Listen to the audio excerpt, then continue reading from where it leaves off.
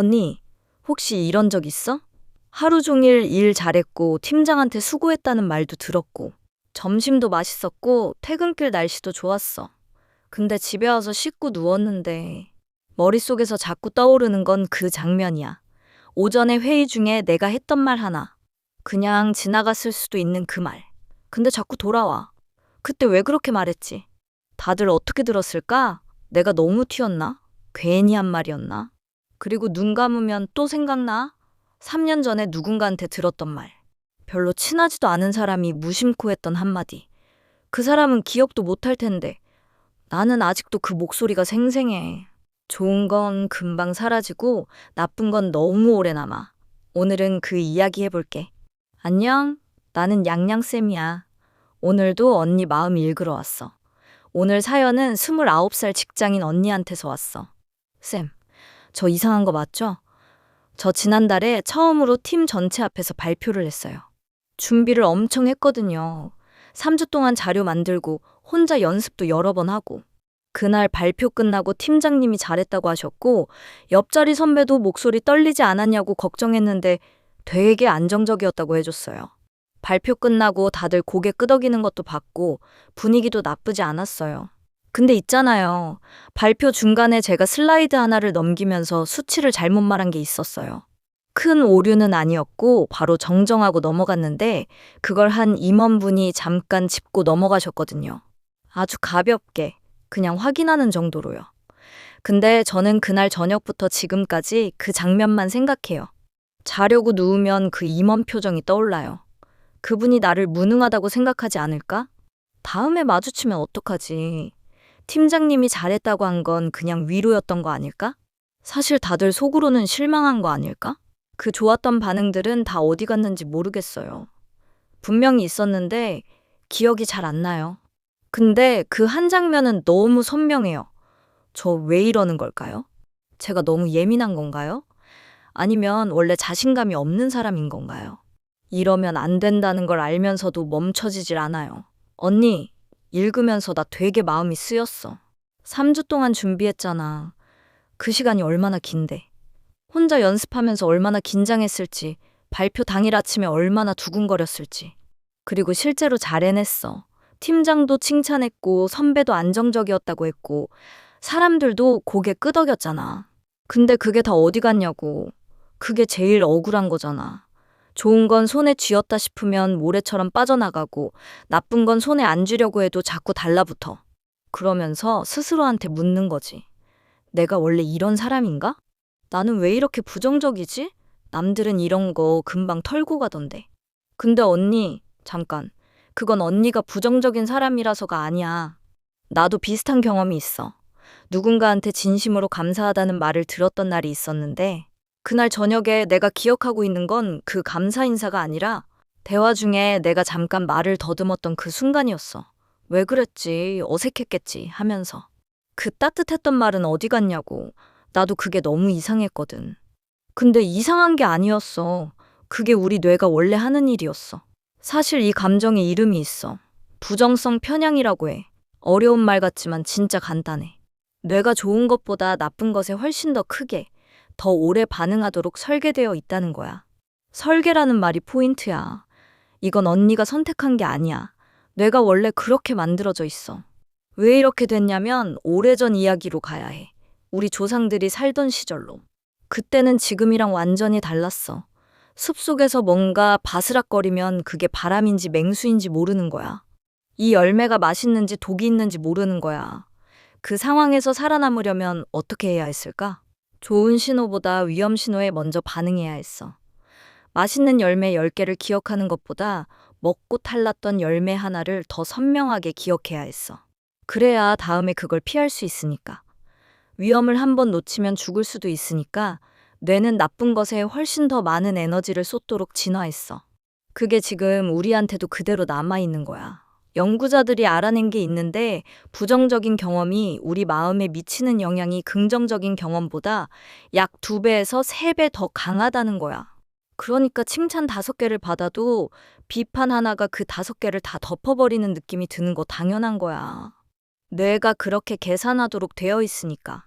언니, 사연으로 돌아오면 발표 잘했다는 말이 기억 안 나는 게 언니가 자신감이 없어서가 아니야. 뇌가 그 임원이 수치 짚었던 순간을 위험 신호로 분류해서 거기에 훨씬 더 많은 자원을 쏟은 거야. 더 선명하게 저장하고 더 자주 꺼내보고 더 오래 붙들고 있는 거야. 생존을 위해서. 근데 있잖아. 지금 언니 앞에 맹수가 있는 건 아니잖아. 뇌 안에서 어떤 일이 일어나는지 좀 더 얘기해 볼게. 너무 어렵지 않게. 우리 뇌에 편도체라는 부분이 있어. 아몬드 모양으로 생긴 작은 덩어리인데 이게 위협 감지 전담이야. 뭔가 나쁜 신호가 들어오면 이 편도체가 확 켜지거든. 그러면 뇌의 이성적인 부분, 논리적으로 생각하는 부분이 잠깐 뒤로 밀려나. 그래서 임원이 수치를 짚는 순간 편도체가 켜지고 이성은 잠깐 꺼지는 거야. 그 상태에서 뇌는 이 상황을 위험으로 분류하고 아주 선명하게 저장해. 그리고 그날 밤, 자려고 누웠을 때 뇌가 그걸 다시 꺼내보는 거야. 왜냐면 이게 위험한 상황이었으니까 다음에 이런 일이 또 생기면 어떻게 대처할지 분석하려는 거야. 일종의 복습이야. 근데 그 복습이 너무 반복되면 기억이 더 강해지고 더 자주 떠오르고 더 오래 남아. 그리고 또 하나. 뇌는 모호한 상황을 부정적으로 해석하는 경향이 있어.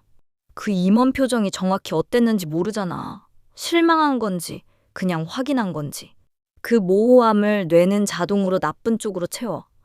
왜냐면 최악을 대비하는 게 생존에 유리하니까. 그러니까 언니가 그날 밤 그 임원 표정을 자꾸 최악으로 해석했던 거. 언니가 비관적인 사람이라서가 아니야. 뇌가 모호함을 채우는 방식이 원래 그래. 혹시 언니도 이런 적 있어? 열심히 준비한 발표 말고도 일상에서 되게 자주 이런 일이 생기거든.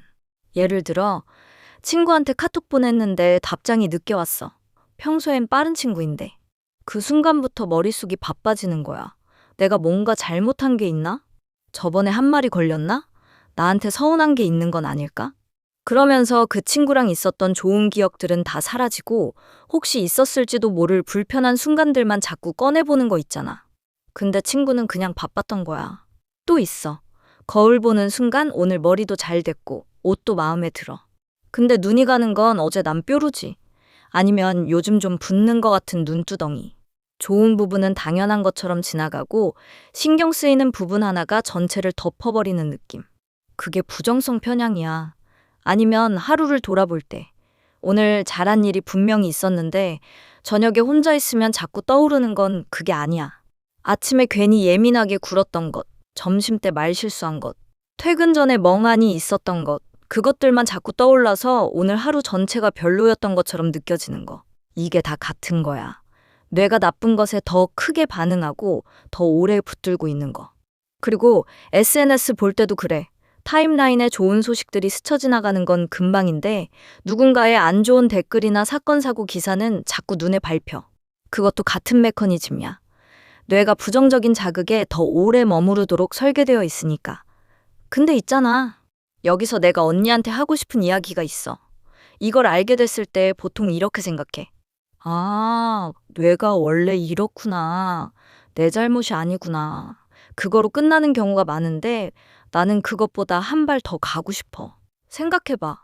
부정성 편향이 강하다는 건 뭘 의미하는 걸까? 언니가 그 발표 준비를 3주 동안 했잖아. 왜 그렇게 오래 준비했을까? 실수하면 안 된다는 생각 때문이잖아. 완벽하게 하고 싶었던 거잖아.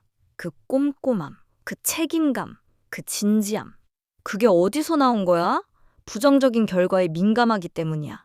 그러니까 언니의 부정성 편향이 강한 이유 중 하나는 언니가 그만큼 진지하게 살고 있기 때문이야. 대충 사는 사람은 실수에 그렇게 오래 마음 쓰지 않아. 별로 신경 안 쓰니까. 근데 언니는 신경 써. 잘하고 싶어서. 좋은 사람이고 싶어서. 그게 과하게 작동하면 밤새 그 임원 표정 떠올리는 게 되는 거야. 이게 언니의 결함이 아니라 언니의 강점이 너무 예민하게 작동하고 있는 거야. 강점이 과하면 괴로워. 그건 맞아. 근데 그게 없애야 할 것이 아니라 조절해야 할 것이야. 그 차이가 중요해. 그러면 뭘 해볼 수 있냐고. 이걸 안다고 당장 밤새 안 뒤척이게 되는 건 아니야. 근데 한 가지만 먼저 해본다면 나는 이걸 권하고 싶어. 부정적인 생각이 올라오는 순간 그걸 막으려고 하지 말고 이름을 붙여봐. 막으려고 하면 더 강해져. 그 생각하지 마. 라고 할수록 더 떠오르잖아. 그러니까 막는 대신 그냥 봐. 그리고 이름을 붙이는 거야. 지금 나 자책하고 있네. 지금 나 최악의 시나리오 상상하고 있네. 지금 나 그 장면 또 꺼내보고 있네. 이렇게 이름을 붙이면 신기한 일이 생겨. 감정에서 한 발짝 떨어지게 돼. 내가 그 감정이 아니라 그 감정을 보고 있는 내가 생기는 거야. 뇌과학에서는 이걸 감정 라벨링이라고 하는데 이름을 붙이는 것만으로도 뇌에서 위협을 감지하는 부분의 활동이 줄어든다는 게 연구로 확인됐어. 언니 사연으로 대입하면 자려고 누웠을 때 그 임원 표정이 또 떠오르면 이렇게 해봐. 아, 나 지금 또 그 장면 꺼내보고 있네. 뇌가 그 상황을 위험으로 분류해서 자꾸 복습시키는 거구나. 그렇게 관찰하는 거야. 그 생각이 틀렸다고 싸우는 게 아니라 그냥 아, 또 왔네 하고 알아채는 거야. 처음엔 이게 뭐가 달라지냐 싶어. 근데 반복하다 보면 그 생각이 나를 끌고 다니는 게 아니라 내가 그 생각을 보게 되는 순간이 와. 그 차이가 생각보다 커. 그리고 또 하나. 이건 좀 다른 방향인데 잠들기 전에 오늘 있었던 좋은 일 3가지를 떠올려 봐. 거창한 거 아니어도 돼. 점심이 맛있었다. 오늘 날씨가 좋았다. 엘리베이터를 딱 맞게 탔다. 이런 것도 돼. 이게 억지로 긍정적으로 생각하라는 게 아니야. 뇌가 자동으로 부정적인 것에 더 주의를 기울이니까 의도적으로 긍정적인 것에도 주의를 기울여 주는 거야. 균형을 맞추는 거야. 이걸 꾸준히 하면 뇌가 서서히 긍정적인 신호에도 주의를 기울이도록 바뀐대. 신경 가소성이라고 하는데 뇌는 계속 쓰는 방향으로 변한다는 거야. 언니 발표 날로 돌아가면 그날 팀장이 잘했다고 했던 말, 선배가 안정적이었다고 했던 말, 사람들이 고개 끄덕이던 장면. 그것들도 실제로 있었던 거야. 그것들도 언니 발표의 일부야. 그 기억들도 꺼내볼 자격이 있어. 오늘 사연 보내준 언니한테 직접 말하고 싶어. 언니, 이상한 거 아니야. 예민한 게 결함이 아니야. 3주 동안 준비하고 잘 해내고 그래도 한 부분이 마음에 걸려서 며칠째 생각하는 그 사람. 그게 나쁜 사람이 아니야. 그냥 진지하게 사는 사람이야. 다만 그 진지함이 언니를 너무 오래 붙들고 있으면 언니가 힘드니까. 그 생각이 올라올 때 싸우지 말고 그냥 이름 붙여봐. 아, 또 왔네? 그렇게 한 번만 해봐. 그리고 오늘 영상 보고 있는 모든 언니들한테도. 좋은 건 금방 사라지고 나쁜 건 오래 남는다고 느낄 때. 그게 언니 성격이 어두운 게 아니야.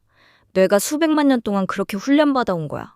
언니는 그냥 그 뇌를 가지고 살고 있는 거야. 오늘 딱 하나만 가져가.